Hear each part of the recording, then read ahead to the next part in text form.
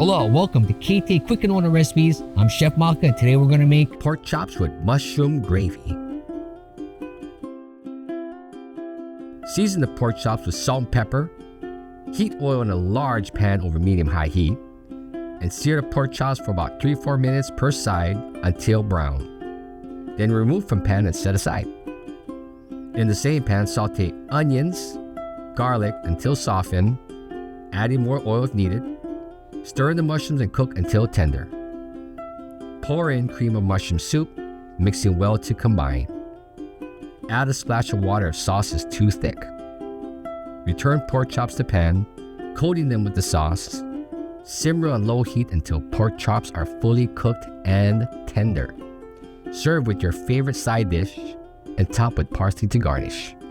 For this recipe and more, visit KTASuperstores.com/recipes. Mahalos!